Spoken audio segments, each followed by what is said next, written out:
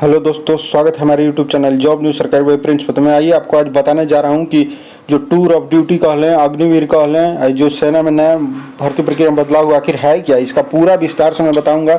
इसका salary structure कितना है और क्या है इसका, कब तक आप ज्वाइनिंग करके कब तक आप नौकरी कर सकते हैं, तो पूरा डिटेल से मैं बताऊँगा। कृपया इस वीडियो को पूरा अंत तक देखें और ज़्यादा से ज़्यादा लाइक, सब्सक्राइब और शेयर करें।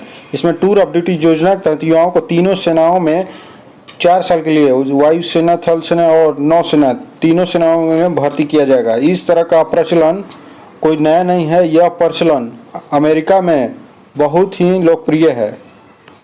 इस वीडियो में हम देखेंगे इसके फायदे और नुकसान, युवाओं और सरकार को क्या हो रहा है। दरअसल विश्व युद्ध के दौरान ब्रिटिश वायुसेना का पायलटों को दबाव झेलना पड़ रहा था। इसी दौरान वायुसेना के लिए टूर ऑफ ड्यूटी के कॉन्सेप्ट को लेकर आया गया। अमेरिका में भी इसका काफ़ी प्रचलन है। केंद्र ने तीनों सेनाओं की भर्ती के लिए अग्निपथ योजना जो लॉन्च किया, भारतीय सेना प्रक्रिया में आमूल चूक बदलाव करने जा रही है। इसका मकसद युवाओं को सेना की ओर आकर्षित करना। इस योजना के तहत ऑफिसर रैंक के नीचे की भर्ती की जाएगी। ज़्यादातर युवाओं को 4 साल के लिए नियुक्त किया जाएगा। अग्निवीर की भर्ती के दौरान इस लेवल की सेना का रूटीन भर्ती नहीं होगी। माना जा रहा है कि इस योजना में लागू होने से भारतीय सेना की औसत उम्र 32 से घटकर 26 वर्ष हो जाएगी।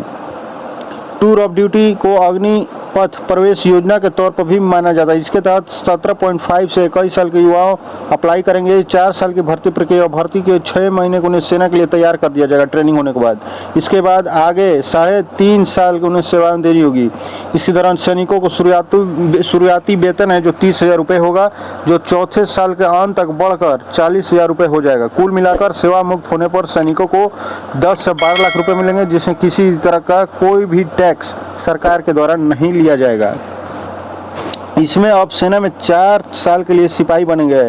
अफसर 6 महीने की ट्रेनिंग दुश्मनों को देंगे और इसके बाद ये सेना के लिए तैयार हो जाएंगे। भारत के रक्षा मंत्रालय ने 2017 में बदलाव बताया, जिसमें आर्मी में 12.64 लाख, एयरफोर्स में 1.5 लाख और नेवी में 84,000 जवान है। सेना में अभी जो जवान रिक्रूट हो उन्हें 42 हफ्ते की ट्रेनिंग दी जाती है।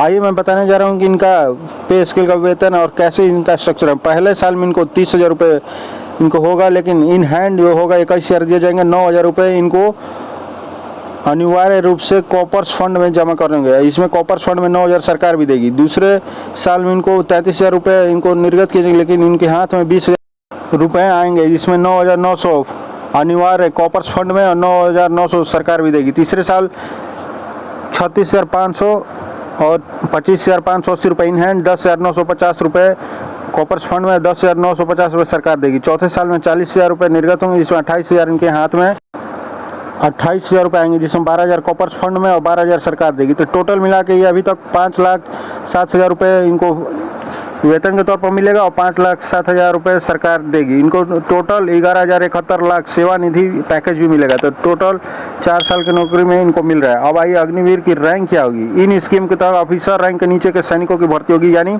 अपनी rank personal willow officer rank यानी PBOR के तौर पर होगी। इन सैनिकों की रैंक सेना में अभी होने पर कमीशन ऑफिसर और नॉन कमीशन ऑफिसर की नियुक्ति से अलग होगी। 3 साल में कितनी बार भर्ती होंगे अग्निवीर? इसमें 2 बार भर्ती किए जाएंगे। इस साल कितने होंगे? इस साल 46,000 अग्निवीरों की भर्ती होगी। अग्निवीर बनने के लिए उम्र 7.5 से 21 साल होनी चाहिए। इसमें अग्निवीर बनने के लिए कितनी पढ़ाई करनी है? अग्निवीर बनने के लिए आपको कम से कम 10वीं की पढ़ाई करनी होगी।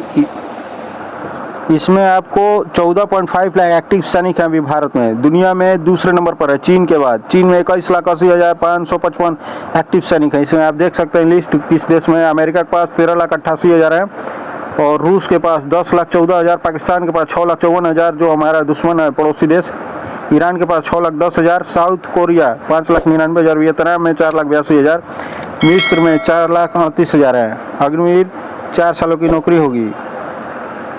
अग्निवीर के लिए 4 साल की नौकरी होगी। इसमें 25.5 साल के वापस एक सामान्य नागरिक बन जाएंगे।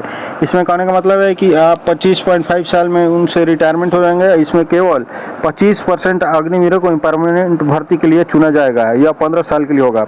अग्निवीर स्कीम के लिए कैसे अप्लाई करें? अग्निवीर भर्ती का स्टैंडर्ड सेना की भर्ती जैसा ही होगा। इसमें जुड़ी वैकेंसी और ज्वाइनिंग प्रोसेस संबंधी ऑनलाइन वेबसाइट पर उपलब्ध होगा। इसमें क्या फ़ायदे और नुकसान है अग्निवीर योजना के, आइए मैं बता रहा हूँ। ऐसे में इनको एक मुश्त मिलेंगे। अगर कोई भी युवा अगर जाना चाहता है कि 4 साल नौकरी करके उन्हें नौकरी नहीं खुद का बिजनेस करना है, तो 4 साल नौकरी करने के बाद टोटल एक मुश्त 12 लाख रुपए उसको मिलेंगे वेतन छोड़कर। तो वो अपना बिजनेस कर सकता है। उसके लिए अब अगर फैमिली के साथ रहना चाहता है तो उसके लिए फ़ायदे का सौदा होगा। और इसमें आपको सेवानिधि के कंस्ट्रक्शन में 10.4 लाख और इंटरेस्ट 11.71 लाख टोटल मिलेंगे उसको। इस योजना में इसका फ़ायदा अब सेना को क्या होगा? सेना को इसका ये फ़ायदा है कि सेनाएं हमेशा जवान रहेंगी, उनको एवरेज एज उसका बहुत कम हो जाएगा। ऐसा कहा जा रहा है कि सेना के लिए कुछ चैलेंज तो रहेंगे, लेकिन ट्रेनिंग कम ही करवाई जाती है, दूसरे देशों में अनिवार्य तौर पर भर्ती की जाती है। ऐसे में जवान मोटिवेट नहीं होते, इसमें देश में फ़ायदा होगा और हमें मोटिवेशन जवान मिलेंगे। अब ये बात उठ रहा है कि सरकार ऐसा आखिर क्यों कर रही है, लाने के पीछे मकसद क्या है? तो दरअसल इस योजना को लाने के पीछे सरकार की वजह है कि कोरोना के कारण 2 साल की भर्ती नहीं हो सकी है। तीनों ही सेनाओं में सैनिकों से लेकर अफसर तक की कमी है। रक्षा मंत्रालय की संसदीय समिति की रिपोर्ट के अनुसार तीनों सेनाओं को अफसर और जवान की भारी कमी है। आर्मी में 12.12 लाख जवान हैं, लेकिन 81,000 से ज़्यादा पद खाली है। वायुसेना का अफसर और एयरफोर्स में 7,000, नौसेना के अफसरों में 12,000 पद खाली हैं। इतना ही अल्पकालीन भर्ती, सेना का पेंशन पर भी बोझ कम होगा। इसमें फ़ायदा सरकार को ये हो रहा है कि पेंशन नहीं देना होगा और बोझ कम होगा, और युवाओं को मौका देकर वो 25 से 26 वर्ष में ही जवान उनको मिल जाएंगे, एवरेज औसत मिलेगा, तो उनकी सेनाएं के लिए एक अच्छा होगा।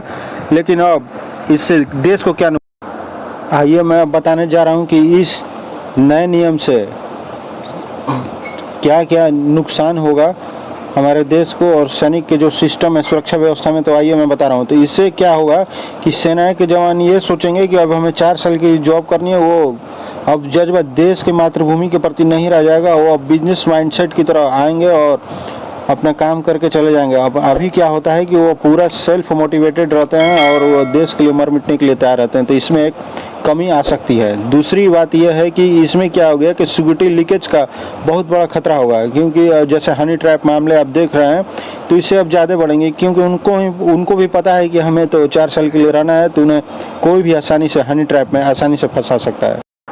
तीसरी बात यह है कि ऐसे क्या होगा कि बेरोजगारों की संख्या और बढ़ने लगेगी और विद्यार्थियों की उम्र ज़्यादा होगी। जैसे एक बेरोजगारी का शिक्षित बेरोजगार को वैसे कह लें कि नौकरी पेशा बेरोजगारों की संख्या बहुत मात्रा में देश में बढ़ जाएगी। आइए इस मामले में lieutenant general Vinod Bhatia retire हैं, क्या कहते हैं। उनका कहना है कि मेरे हिसाब से 1.5 लाख करोड़ रुपए का पेंशन बिल बचाने के लिए अग्निपथ स्कीम को लाया गया है। इससे हमारी डिफेंस की ताकत कम होगी। उन्होंने यह बात को स्वीकारा है। इसमें जंगल, पहाड़ों और हाई एल्टीट्यूड में अभी हमारे जवान दुश्मनों को धूल चटाते हैं और 4 साल के लिए रिक्रूट होने वाले ये जवान कैसे काम कर पाएंगे। उनका यह भी कहना है कि नए लड़कों में टेक्नोलॉजी फ्रेंडली होने की बात तो कही जा रही है, लेकिन इन जगहों पर टेक्नोलॉजी नहीं है, बल्कि जज्बात और स्पेशलाइजेशन की ज़रूरत है, जो हमारे पूरे डेडिकेशन और प्रॉपर ट्रेनिंग से की जाती है। तो आप इस तरह के जज्बात और डेडिकेशन कहाँ से लाएंगे? अभी हमारे जवानों को जज्बा बहुत हाई रहता है, क्योंकि ये जानते हैं कि सेना में उनका पूरा करियर बीतेगा। तो ये एक बहुत बड़ी बात उन्होंने कही है जो मैंने आपको बताई थी। और चौथी बात यह है कि इसमें जवानों की लड़ने की क्षमता भी प्रभावित होगी, क्योंकि वो जानते हैं कि 4 साल के लिए हैं, तो उन्हें कोई लड़कर सेना के लिए गोली खाने की ज़रूरत नहीं। वो अपने आप पीछे भी आ सकते हैं। जैसे आप बॉर्डर पर चाइना इंडिया के देखे थे, तो जवानों ने डट का सामना किया था। तो इस तरह के सिचुएशन में देश को एक सुरक्षा में भारी कमी का सामना करना पड़ सकता है, क्योंकि जवान डेडिकेटेड नहीं रह पाएंगे और उन्हें पता है कि 4 सालों के बाद उनकी जॉब अब जाने वाली है। तो अब वैसे जवान जो पूरा कैरियर के लिए अपने मातृभूमि को मर मिटने के लिए तैयार रहते थे, लेकिन अब इस योजना से उनमें भारी कमी आएगी, जिसको देश की सुरक्षा के लिए एक बहुत बड़ा खतरा है। तो ऐसे ही सबसे तेज न्यूज़ के लिए हमारे चैनल को ज़्यादा से ज़्यादा लाइक, सब्सक्राइब और शेयर करें। धन्यवाद।